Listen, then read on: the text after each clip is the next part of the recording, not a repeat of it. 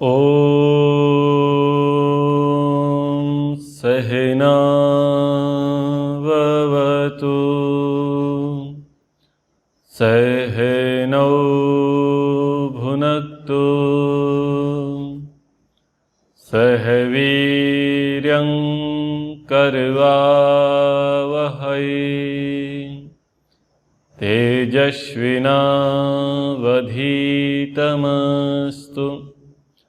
मा विद्विषावहै।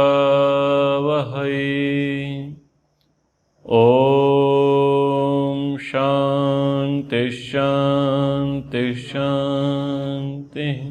कत्ते के पुत्र कवंधी ने प्रथम प्रश्न पूछा था। उनके प्रश्न पूछने के बाद भृगु गोत्रीय वैदर्भी पिप्पलाद ऋषि के पास आते हैं और उनसे वह प्रश्न करते हैं। अत हा एनम भार्गवो वैदर्भी पप्रच्छ भगवन् कति एव देवाः प्रजां विधारयन्ते कतर एतत् प्रकाशयन्ते कः पुनः येषां वरिष्ठा इति। जिस प्रजा को आपने बताया कि प्रजापति ने जिसे उत्पन्न किया, जिसमें आपने रई और प्राणों की चर्चा की, अब वो प्रजा तो उत्पन्न हो गई, संसार बन गया, तो उस प्रजा को कितने देव धारण करते हैं? कौन सा देव सबको प्रकाशित करता है, सबको धारण करने वाला, और इन सब में बड़ा कौन है, मैं जानना चाहता हूं। प्रश्न बनता है ना। प्रश्न ऐसे बनेगा, आपको लौकिक दृष्टांत बताते हैं। कोई संस्था खड़ी हो, कोई संगठन खड़ा हो, कोई बड़ा परिवार हो, तो उसको देख करके सबको बड़ा आश्चर्य होता है। इतना बड़ा एम्पायर है, टेरिटरी है, फार्म हाउस है, ऑर्गेनाइजेशन है, ठीक है, तो है तो बहुत अच्छा, बहुत विचित्र। तो जो नया नया व्यक्ति होगा तो वो क्या पूछेगा, इसमें मुख्य कौन कौन लोग हैं, इसका फाउंडर मेंबर कौन है, वर्तमान में शीर्षस्थ नेता कौन है, पूछेगा या नहीं पूछेगा?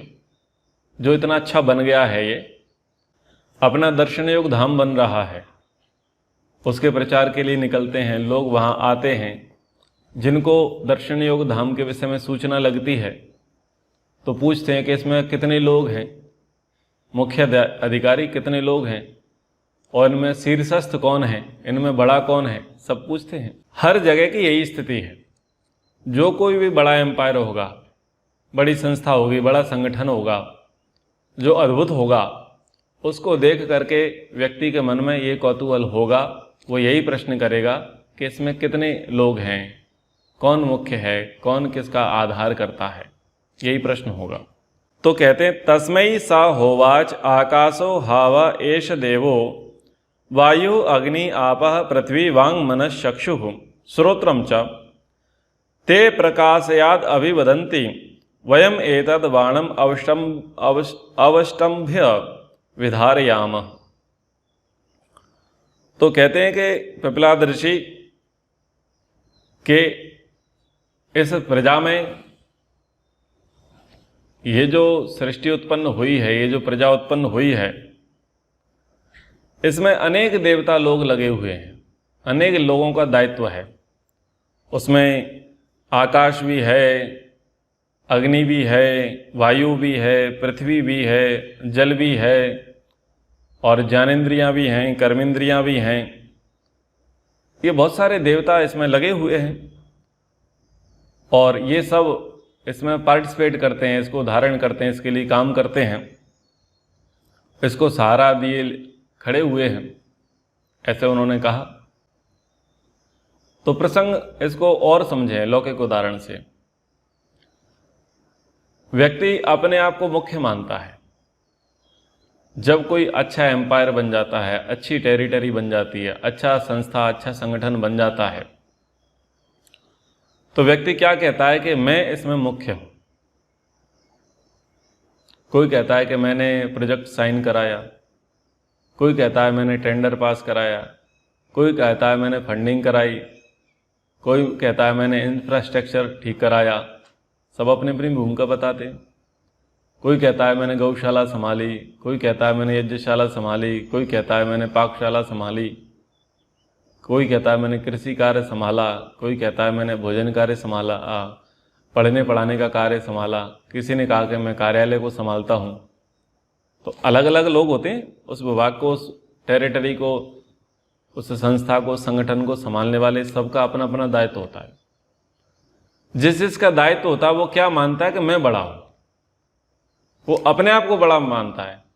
वो कहता है कि अगर मैं गौशाला ना चलाता तो तुम लोगों के लिए गाय कहाँ, दूध कहाँ से आता, घी कहाँ से आता। कोई कहता है अगर मैं कार्यालय में ना बैठता तो अटेंड कौन करता। कोई कहता है अगर मैं दान की उगाही करने ना जाता, दान की प्रेरणा ना करता तो धन ही ना आता। कोई कहता है अगर मैं अच्छे इंजीनियर को ना लाता तो, ठीक है ना। कोई कहता है मैं अच्छे ठेकेदार को ना लाता तो। कोई कहता है अगर हम पढ़ाने वाले ना होते तो, और पढ़ने वाले कहते हैं अगर हम पढ़ने वाले ना होते तो। समझ में आ रहा है ना। सब लोग अपना अपना श्रेय लेने की इच्छा करते हैं। तो परिवार में भी यही होता है। जब एक मुखिया होता है और एक मुखिया के अधीनस्थ होकर के सब लोग काम करते हैं और वो लोग अपने आप को धीरे धीरे स्टेब्लिश करते हैं, आत्मनिर्भर बनाते हैं, तब तक तो कुछ नहीं होता। लेकिन अब सबका शेयरिंग हो जाता है, सब लोग उसमें अपना सहयोग देने लग जाते हैं, सब कुछ कमाने लग जाते हैं, तो सब अपने आप को बड़ा मानने लग जाते हैं। और जो उसकी मूल आत्मा होती है, उस मूल आत्मा को वो इग्नोर कर देते हैं, वो अपने मूल कारण को वो छोड़ देते हैं। तो यहां पर यही प्रसंग समझाया जा रहा है कि 5 ज्ञानेंद्रियां हैं और 5 कर्मेंद्रियां हैं और मन है। इनमें आपस में झगड़ा शुरू हो गया। ये कहने लगे कि मैं बड़ा। आंख कहे अगर मैं ना देखूं तो शरीर का क्या होगा। कान कहे कि अगर मैं ना सुनूं तो क्या होगा। पैर कहें अगर मैं ना चलूं तो क्या होगा। और हाथ कहें अगर मैं ना करूं तो क्या होगा।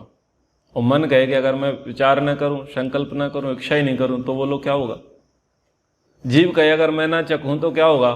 और नासिका कहे अगर मैं ना सूंघूं तो क्या होगा।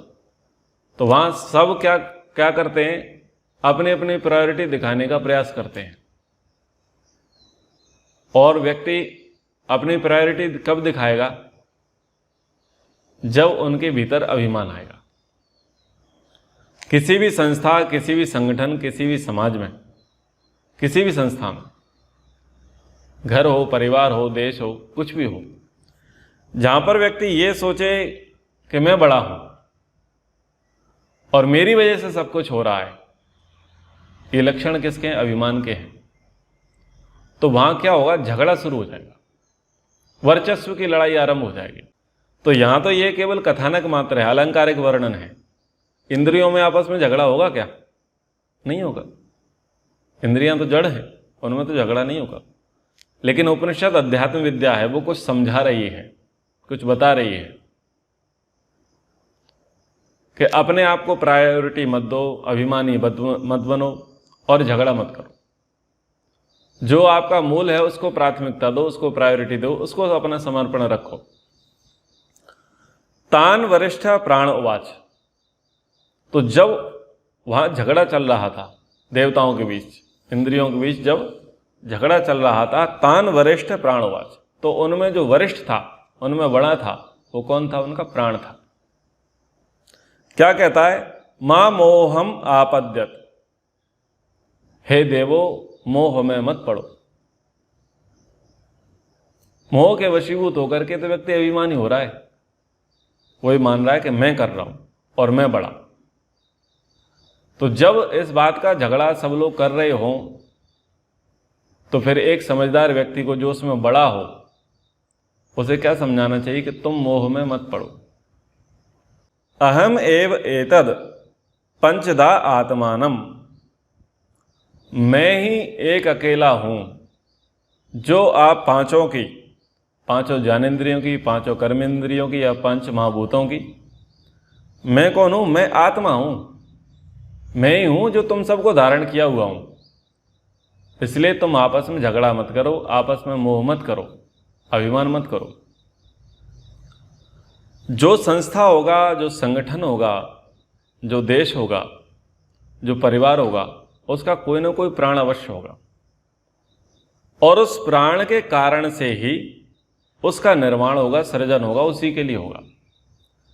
यदि लोग प्राण को भुला देंगे तो आपस में सब झगड़ा करेंगे, सब झगड़ा करेंगे। तो यहां पर झगड़ा हो रहा है। प्राण ने आकर के कहा, समझाया कि आप आपस में झगड़ा मत करो। प्रविभज्यत एतद् वाणम अवष्टंभ्य विधारयाम इति। मैंने ही इस पूरे छप्पर को, इस पूरी प्रजा को, इस पूरे संसार को, इस पूरी टेरिटरी को, इस पूरी संस्था को मैंने ही क्या कर रखा है? मैंने ही थाम रखा है।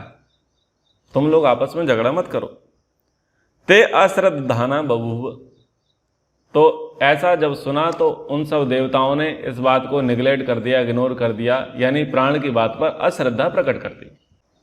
जैसे पिता होता है, पिता 4 बच्चों का लालन पालन करता है, उनको आत्मनिर्भर बनाता है, ठीक है, उनको कामयाब बनाता है, और वो बच्चे कामयाब होकर के पिता की ही नहीं मानते। जब पिता के पुत्र, वो चारों भाई आपस में झगड़ा करेंगे तो वो झगड़ा करने वाले कभी पिता की सुनेंगे? परिवार की आत्मा कौन थी? पिता थे। उन चारों भाइयों की उन्नति का कारण कौन था? पिता था। लेकिन उन्नति वो किसकी मान रहे हैं? स्वयं की। जीत किसकी मान रहे हैं? स्वयं की। और क्या नहीं मान रहे कि इसमें पिता का कोई हाथ है, पिता का कोई उपकार है, वो नहीं मानते, अपना मानते हैं। और जब पिता समझाने जाएगा तो पिता की बात को वो इग्नोर कर देंगे। ऐसा होता है। संस्था में, संगठन में कोई ना कोई निदेशक होता है, कोई ना कोई नियामक होता है, आधार होता है। और जो लोग होते हैं, जो काम करते हैं, आगे बढ़ते हैं और प्रसिद्धि को, उपलब्धि को प्राप्त करते हैं, फिर क्या होता है? वर्चस्व की लड़ाई होती है और आपस में झगड़ा होता है। तो उस संस्था का कोई ना कोई डायरेक्टर होता है, निदेशक होता है। वो ये कहता है कि ये जो संस्था खड़ी हुई है, ये जो संगठन खड़ा हुआ है, वो मेरी वजह से खड़ा हुआ है। इसलिए तुम लोग आपस में अभिमान मत करो, आपस में झगड़ा मत करो, और मेरी बातों को ध्यान से सुनो। पर चूंकि उन्होंने कुछ उपलब्धि कर रखी होती है, कुछ उन्होंने प्राप्ति कर रखी होती है, तो वो उस निदेशक, उस डायरेक्टर की बात को इग्नोर कर देते हैं, उसमें अश्रद्धा प्रकट कर देते हैं। ये होता है ना? ठीक है, अब आगे समझो।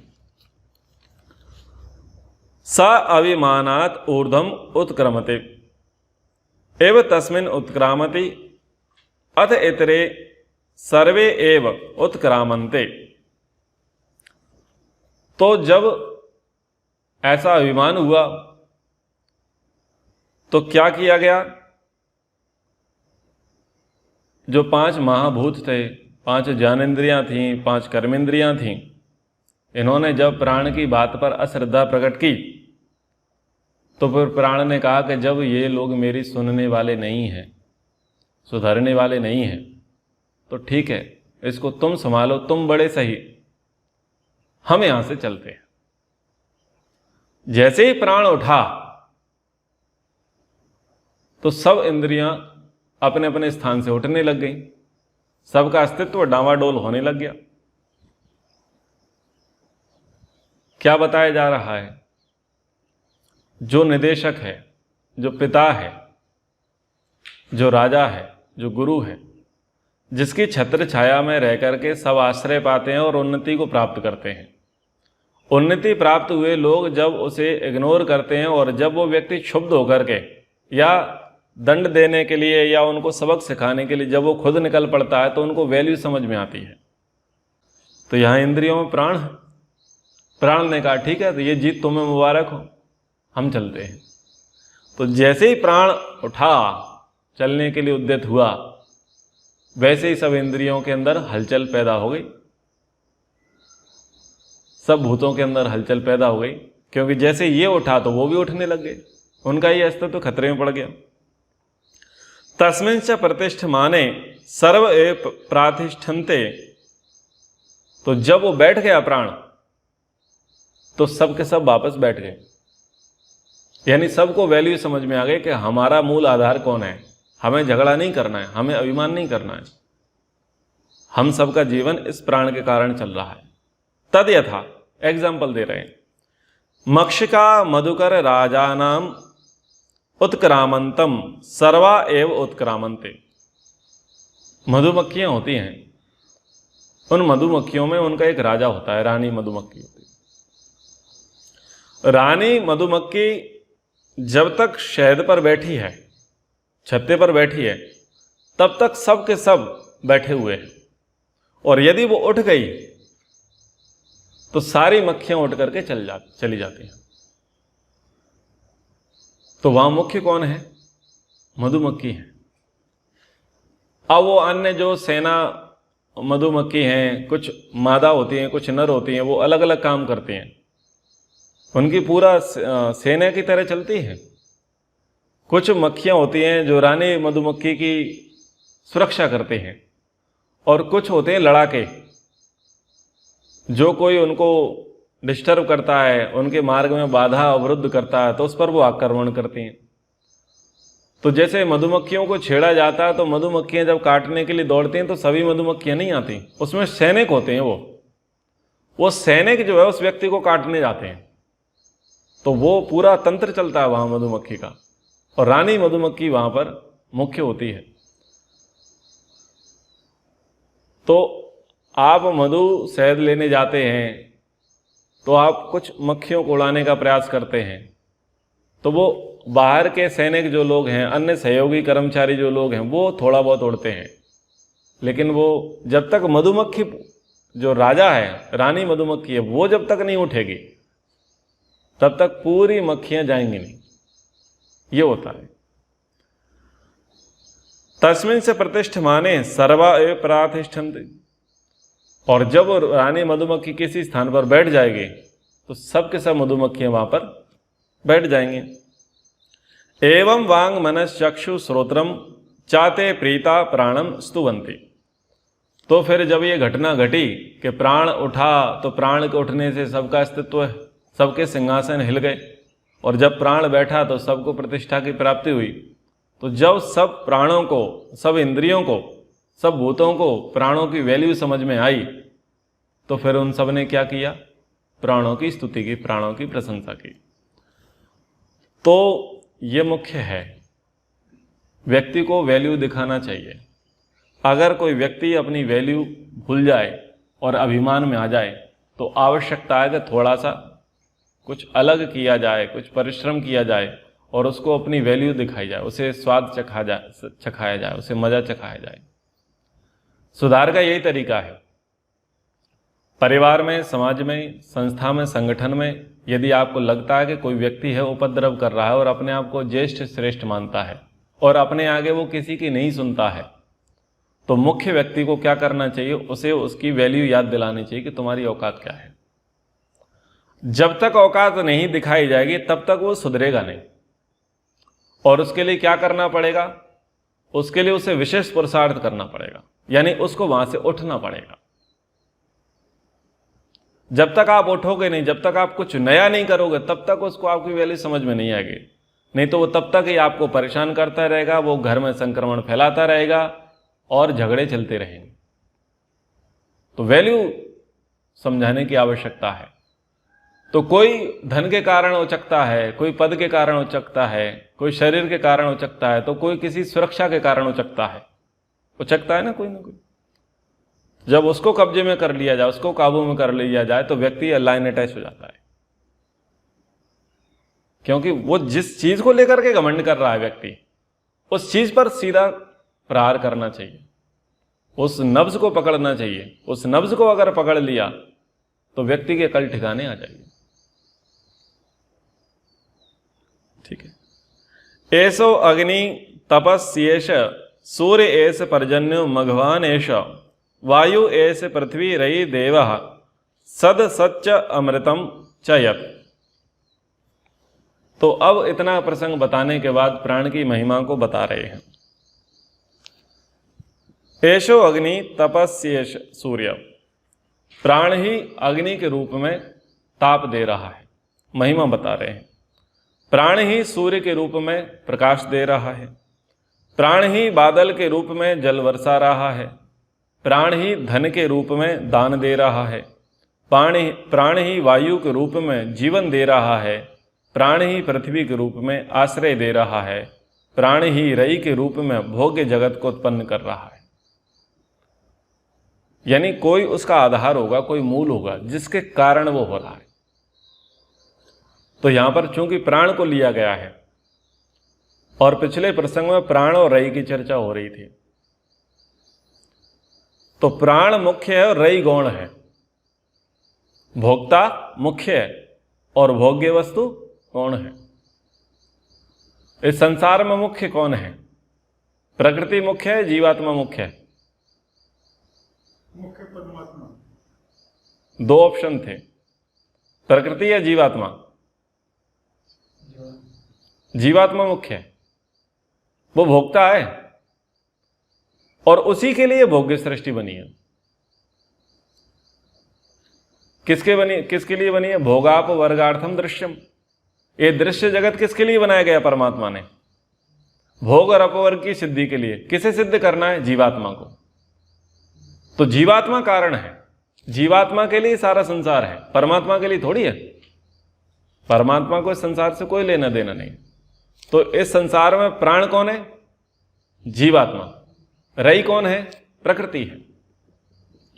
तो जिसके कारण से जो है, तो यहां कारण होगा प्राण और कार्य होगा रई। तो ये जो कह रहे हैं कि प्राण ही अग्नि के रूप में ताप दे रहा है, अग्नि जो ताप दे रहा है, ऊष्मा दे रहा है, प्रकाश दे रहा है, तो वो किसके कारण से दे रहा है? उसके पीछे प्राण है। सूर्य भी अगर ताप दे रहा है, प्रकाश दे रहा है, तो उसके पीछे भी कौन है? उसके पीछे ही प्राण है। और प्राण ही बादल के रूप में जल बरसा रहा है। यानी वो प्राण का अर्थ है यहां कारण। कोई ऐसा देवता जो वरिष्ठ है, जिसके कारण से वो कर रहा है। जैसे पिछले प्रसंगों में हमने पढ़ा था कि ईश्वर के भय से सूर्य तप रहा है, ईश्वर के भय से चंद्रमा शीतल है, ईश्वर के भय से नदियां बह रही हैं, ईश्वर के भय से वायु बह रही है। तो भय है यानी उसका नियम, उस नियम के कारण से वो चल रहा है। ऐसे यहां पर प्राण की संज्ञा दी जा रही है कि वो कोई प्राण है, कोई कारण है, उसके कारण से ही हो रहा है। वो धन के कारण दान भी वही दे रहा है। ठीक है। संसार में जो मरण धर्मा सत असत है, जो अमरण धर्मा अमृत है, वह सब प्राण है। तो ये जो अंतिम पंक्ति है उसको इस प्रकार से समझे, जैसे गीता में कहा, वैशेषिक दर्शन में कहा, सांख्य में भी कहा कि अभाव से भाव की उत्पत्ति नहीं होती और भाव से अभाव नहीं होता। संसार में कोई भी वस्तु नष्ट नहीं होती, उसका रूप परिवर्तन हो जाता है। तो जो अभी सत्ता रूप में है वो असत रूप में हो जाएगी, जो प्रकट है वो बाद में अप्रकट रूप हो जाएगी। तो जो प्रकट और अप्रकट है उनके पीछे प्राण है। अगर कोई चीज प्रकट हुई है तो प्राण के कारण प्रकट हुई है, और कोई चीज अब अप्रकट हो गई है यानी अब वो अदृश्य हो गई है, तो उसके पीछे भी प्राण है। तो यहां पर इस श्लोक में प्राण की महिमा करी गई है।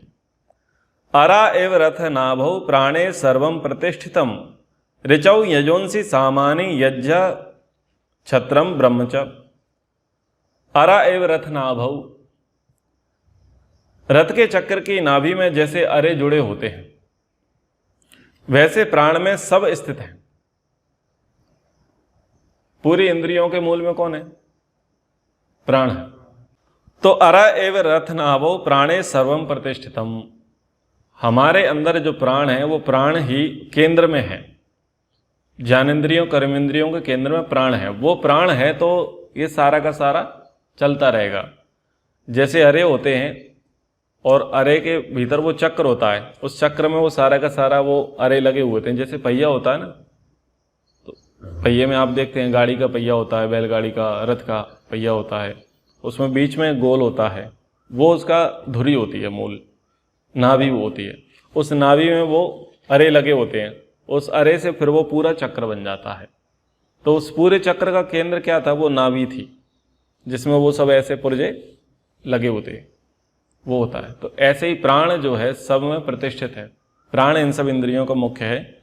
ऋचो यजुंसी सामान्य यज्ञ छत्रम ब्रह्मचम, तो यहाँ मुख्य मुख्य कह दिया कि ऋग यजु साम अर्थात संपूर्ण ज्ञानकांड, संपूर्ण कर्मकांड, संपूर्ण उपासना कांड, ये जो है उसी में उपस्थित है। संसार को जो थामने वाली भौतिक शक्ति है, छत्र शक्ति, आत्मिक शक्ति, ब्रह्म शक्ति है, ये दोनों ही प्राण शक्ति पर आश्रित हैं। तो बड़ी बड़ी बातें यहाँ पर कह दी गई उसकी महिमा बताने के लिए, उसके महत्व को दर्शाने के लिए। ओ